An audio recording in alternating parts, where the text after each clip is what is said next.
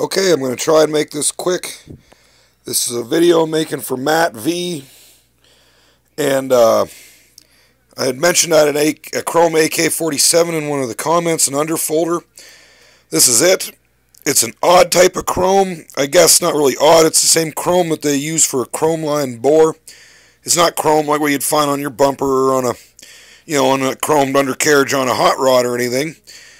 But nonetheless, it is chrome, and if you do hit it with some polish and a little bit of elbow grease and some buffing, buffing compound or a buffing wheel, you can get a good shine to it. I shined the barrel on this and the magazine to an extent. But yeah, this is it, Matt. See if I can get a little closer in, show you some stuff. See, like the magazine, you can see he's got a bit more of a shine on it than more of the rifle, I suppose. It all kind of does, but it's an underfolder. I don't know if I'm going to be able to do this one-handed, but I'm not going to be able to. 1 second, you guys.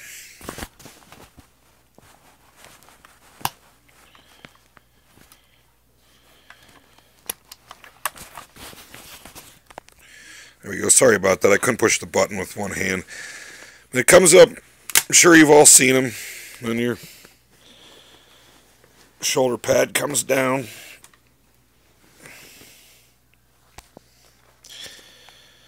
And for the full length. Preferably if I shoot it, I'd shoot it this way. I've never carried or used this. This basically hangs out in my gun safe, but that's alright.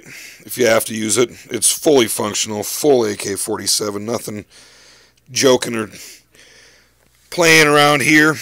It's your typical block for your back end for an underfolder stock. It's a little different on the top end than most AKs. To remove, I'm having trouble with one hand here. To remove your dust cover, you can't just push the button in. There's another little button right here on the side. I don't know how good my light is. Right there on the side, there's another little button you have to push in simultaneously while pushing in the recoil spring to get it open. I'm not going to pull it apart. It looks the same inside as any other AK-47 does. They make, like other underfolders, the swoop is large enough to clear 30-round magazine. Moving along down, I guess.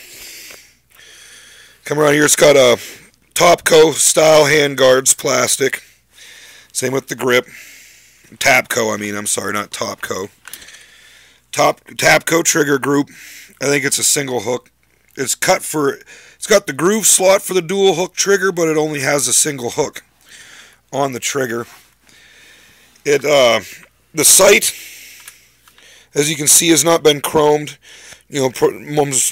I'm assuming, obviously, to hold down glare when the rifle is being fired. Typical AK-47 on the opposite side. The 30-round mag was chromed. I only got one chrome 30-round mag. Down here we have a grenade sight, a flip-up grenade sight on the front on the gas block. And I don't have a grenade adapter or any grenades to use, even if I had one, but it's kind of a nifty addition, I suppose.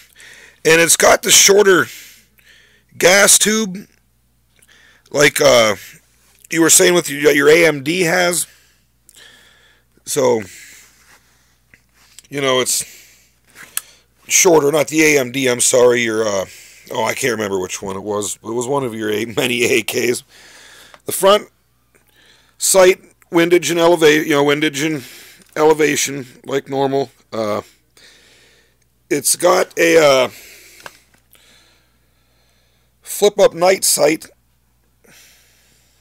which has been chromed as well, along with the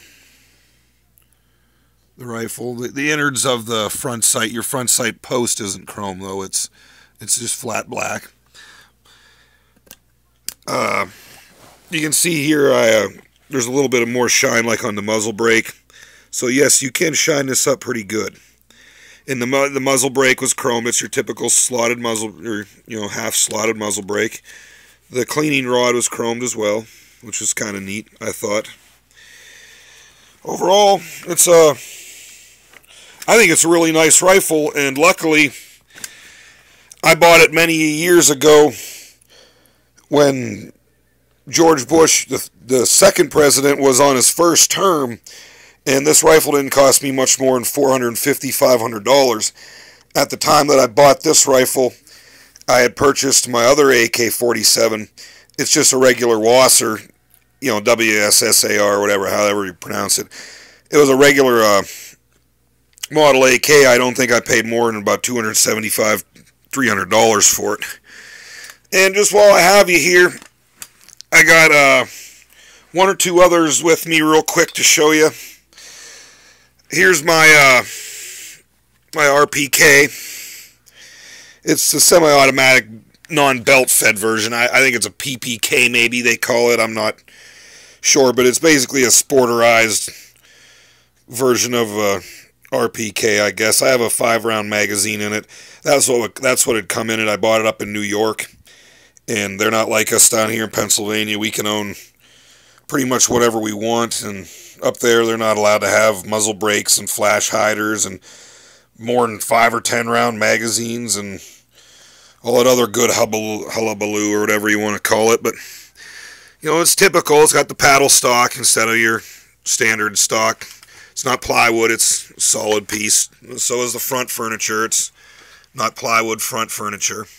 It's got the bulge in the lower handguard, the carry handle, the attached bipod. I'm not gonna, yeah, it's kind of tight to do with one hand, but I'm sure you get the gist if you've seen them before. It's an alright rifle. It's got a longer barrel, so it does shoot a little better.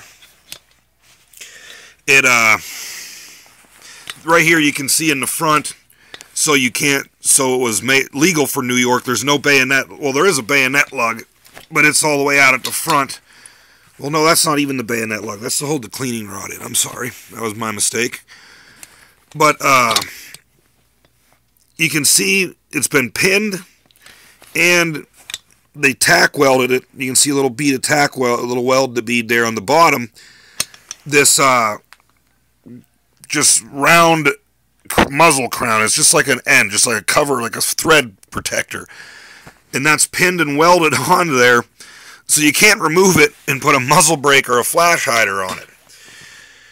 It's a double stacked, luckily, thank God, so I can put one of my many 75 round drums on it if I'd prefer. This is a really fun gun with a 75 round drum laying prone with the bipod up, shooting steel at about 150 yards. That's a good time.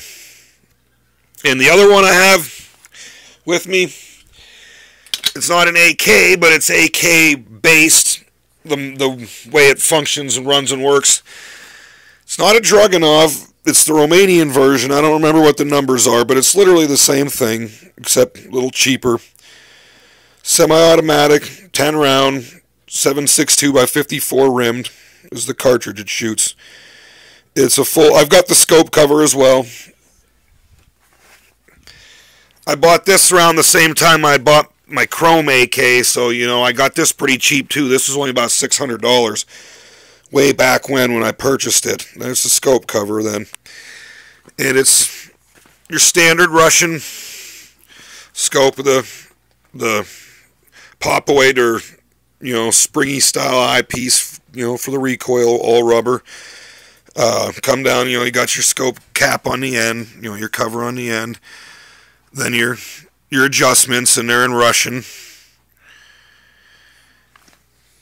I don't know if you can see it, this phone camera's terrible, but they're in Russian. And then, your typical, the trigger guard's a bit bigger. I don't have a magazine over here, but you can see it is, we got my AK mag.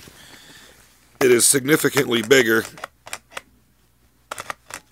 for the 7.62 rimmed instead of the smaller submachine gun cartridge. It's got vented handguard on the bottom, Longer vented handguard. I can't remember the length of the barrel. I want to say 24, but it might be longer with that nice muzzle brake on there. And it reduces recoil amazingly. I'm sure the working of the semi-auto action has a lot to do with it too, but the recoil reduction is amazing in this rifle compared to your Mosin Nagant.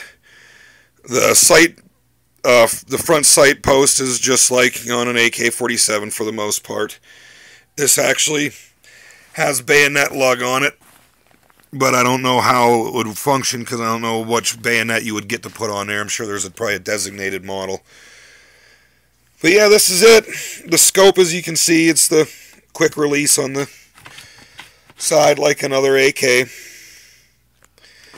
I haven't sighted the scope in. I usually shoot at open sights for more fun. I haven't sighted the scope in. I don't shoot it very often. One bummer about it is a majority of the military, the surplus 7.62 ammo that you buy for the Nagants doesn't work in this too well. You need the dark steel case, the dark color, the gray color. The brass or the brass washed cases don't want to feed right. The rim tends to jam in the action and it won't feed. But yeah, it's a beautiful rifle nonetheless. Accurate as all hell. But yeah, I'm going to sign off here. I'm getting on about 11.5 minutes. That's kind of winded. So thanks for watching.